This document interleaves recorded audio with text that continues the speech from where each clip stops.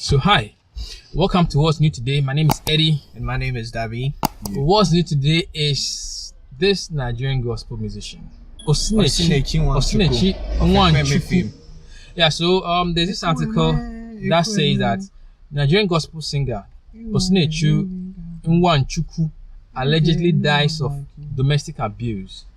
So the story goes like, popular Nigerian gospel singer Osinachi passed away, and the musician known for her hit songs Ekwemi died on Friday. That was April 8th at the hospital in Abuja. In an interview with Vanguard Nigeria, the other sister of the late gospel musician dismissed reports indicating that she died out of cancer. Favor Maid told the newspaper her sister died as a result of cluster of blood in her chest after she was kicked in the area by her husband, Mr. Peter Nwachukwu. Wow. So in the story, it looks like this gospel musician has been through a lot of abuse. She's been going through abuse, physical abuse, physical abuse, from the husband. And apparently she's been keeping it to herself. I think whoever that is also aware has been warned not to disclose it, because she's a public figure, and you know Africans, how we conceal a lot of things just to get the face out there. So it continued for some time. We don't know when, we don't know how often she was beaten, but it looks like this time she couldn't hold it anymore, and she died as a result of domestic violence. Look, what do you think?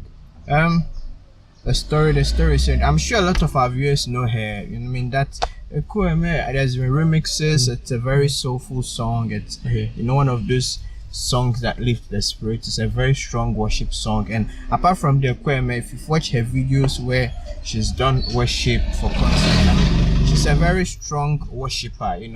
From the voice to even the kind of that's like there is new Pentecostal way of singing worship song, and she does it so very well. And to like maybe if it was like in Ghana, you say she can be likened to, let's say, like Dana someone. Yes. And she's big in Ghana, so that's another thing. Like she's big in Ghana as well. I think her song was popular. She's big in Ghana as well. And for somebody with so much anointing. I mean, for God to allow such a person, and I'll use that word, to leave us just like that in such, in my very opinion, dishuman circumstances is very disturbing. And what is even more disturbing is the fact that a lot of people in the Christian community, there's a reverend woman, I don't remember her name now, that condemned it. A lot of big Nigerian pastors have condemned it. There are others that have been quiet. But some members of the Christian community are congratulating the woman that she carried her cross. She held her suffering to the end. She did not divorce her husband. And they feel it's a good thing. And that's very worrying. That's very disturbing. For somebody, another human being, for a woman to think it is okay for another woman to die over such frivolous reasons, just because the husband decides to beat her. I mean, it's so happening. When I heard the story, I was like, I was just asking myself, I mean, why would God allow this? Looking at the woman's pedigree and what she stands for. So was it like God couldn't touch the man? Because I believe this man might be praying, or obviously, I mean, she's someone who would be praying against some of these things, praying for the husband. Obviously, she is supposed to be a pastor. I think in some occasions she was referred to as pastor. So obviously, she's been praying about it. So definitely we can't take that out. And upon all these prayers, upon all this crying, and you realize that her songs too are emotional. They are songs that speak to you. It's like you're going through something, you are begging God for relief, that kind of thing. So upon all these things, and for her to die this way, it kind of makes mockery of the God, I mean, Christians worship, and how he steps into things. But then but I think it's an awakening. I don't awakening. know how we're gonna deal with it in terms of the God factor. But then the point is, I believe God has equally given us our choices, our rights. Exactly. And we know what is good for us, we know what is bad for us. And as a people, we should come to the understand that if something is bad, it is bad. It is not about God will not do for you what you should do for yourself. Exactly. You know, you don't expect God to come and probably move you out of the house, or God should come and take you out of the relationship or the marriage or something like that. It has to be something that you have to make a decision. You have to do it yourself. In as much as it may be uncomfortable, it may bring all eyes on you, people will talk about it, all those things. It's something at a point in time you have to make a decision. Yeah. Okay, because for her to be going through such an abuse is really bad. I mean, I'm sorry for the family. It was something that is really when you read the story, it's quite depressing. And I want to believe it's internet sensation. I want to believe it's just a blogger. You know, there are reports that the children partook in the abuse. There are reports that there are days that, even according to even the children testimony, that the woman will be tied down after the man finished beating. He would, you know, actually tell the children to also kick their mother or whatnot. You know, trying to encourage the children. I mean, I don't want to go back to the issue. But the point is, so now, which I was trying to make, was that God would not do for you. I think this is something we as people, especially Africans, should learn. That God will not do for you what you should be doing for yourself. He can provide you an avenue. He can provide you a way. Yeah. He can give you the boats for you to jump in, but he's not going to carry you. I don't want us to limit this story only to Africa or Ghana. Because, you know, I've watched documentaries where people abuse their wives. Okay, I watched a documentary where a man was abusing his own daughter, and the wife was there, and he gave birth with the daughter about 2 or 3 kids, and they lived there till it got worse. Okay, so it's not only in Africa that these things happen. Forget about the religion aspect of it. Okay, people tend to be in a relationship even though it's an abusive. Yeah, people sometimes I don't know, I don't want to say the word okay, but then it's like they are stuck. They don't want to move out of some of these things, and it's not only because they are Christians or they what the society will say, but it transcends beyond being a Christian. That's my point. Okay, so there are factors, and you have picked one factor, but I want to hold on this factor because you have arguments that do not divorce your husband, do not divorce your wife. I remember people who shut down Pastor Chris when he divorced Anita. I remember people who shut down Archbishop Duncan. Like they murdered him for divorcing his wife. So it's something that the Christianity shuns. You know, it's something let me not say Christianity, the Christian community. It does shun. So some of these things do not encourage you. I understand. So already you have a problem living, and I want to imagine that you believe this person is the love of your life. I want you to imagine that at a point in time you believed you're going to live your whole life with this person. This is somebody you love, and then all of a sudden this angel has become your tormentor. Leaving this angel alone is not going to be easy. And then again, you also have a religion that tells you that no, you shouldn't do it. Sit back. Good. So upon you, number one, you are wishing that it gets better.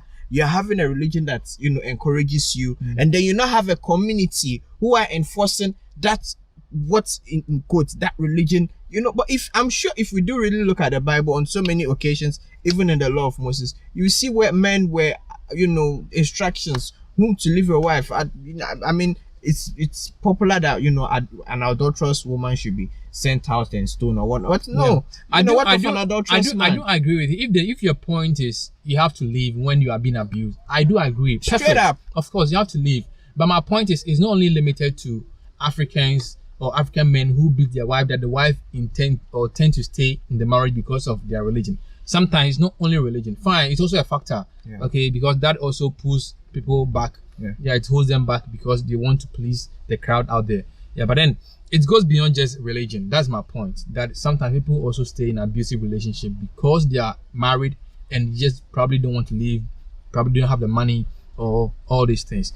Yeah, but then ultimately abuse is not good. Okay, abuse is not good. It's not something we have to encourage. If you are being abused in a relationship, in marriage, it's a red flag. Someone was saying, just know that she had carried a cross. What kind of cross? There's not a cross. I mean, what does she gain from carrying this cross? That's the question. Jesus carried a cross. Somebody and he ended up getting the whole world. But what I'm talking about? Is it going to serve as a lesson? This is not the first time we are seeing something like this. Okay. This high profile. I mean, we've been seeing, because it's high profile, but then there have been instances where people kill their, how do you call it, their girlfriend, their boyfriend as a result of abuse. All these things happen in relationships and even marriage. Okay. So let not make it look like she did something. But somebody is saying it's okay. A group of people are saying it's okay. People will say that, but then it's okay. She's done so well staying in an. No, you shouldn't. No, you shouldn't. Abuse is no. I mean, even in verbal abuse, some people can't stand it. How much more physical abuse? So it is no. And it's rather unfortunate she has to end up like this for the whole world to see what she was going through. If she had voiced it out earlier, maybe she could have gotten help. I mean, something could have been done about it from the church. I bet you money. She voiced it out to pass. She's a pastor herself. She spoke to other colleague pastors, and they said, "You know what? It's gonna be all right." That could be true. That could be true. I mean, we know how our pastors are like. About it. Yeah, it's that could be true. Yeah, that could be true. I bet no pastor. I mean, not like no. I mean, my 99% of it will advise you, hey, you're gonna be all right. Pray about it. Nobody's gonna tell you, hey, move, leave. No, nobody's gonna tell you that. Yeah, it's rather unfortunate, but then I think it's a wake-up call. It's a wake-up call. Let know that this is something, this union thing, this marriage thing, is not a prison. It's not a place where you should be and you'll be uncomfortable. Okay, it should be a place of comfort, a place of love, joy, happiness. Enjoyment. So once you're not getting any of these things, enjoyment. What are you doing? You should advise yourself. Okay. And I mean, please don't allow religion to tie you down and go through some of these things. Okay. Religion is meant to liberate you. So if your religion is tying you down, then it's not religion. It's not a good religion. Trust me. Or you're not understanding its well. Yeah, probably your understanding of the religion is very bad. If you meet some religious leaders and then you see what they do and then you go and you look at what the scripture is, you're like, the fuck, man. Yeah. So we are saying it here, and this was new. If your religion accepts battery assault, then my dear, it's not a religion. Walk away. It is a cult. And then, to make this clear, it's not only women who suffer assault. It's not only women who suffer marital violence. Yeah, that's true. It's not only women. It happens both ways. But yes, it's more prevalent amongst women than men. However, it doesn't mean it doesn't exist in the men's own point of view, or even in some families. So if you're a man and you're being battered, please do not be shy, do not be afraid. Yeah. Run away before one day the woman pours acid on your face, or run away. Battery, do not take marital violence. No matter how much you love the devil, no matter how much you think the devil loves you, the devil is one day going to kill you. If you think it's worth dying for the devil still, no, please, it's not worth dying. Okay. Jesus has already died for you. I don't think anybody needs to die for you again. Right? That's enough deaths. All right. Thank you for watching What's New today. So this is what's new. It's unfortunate, but hey, thank you for watching. Bye. Bye.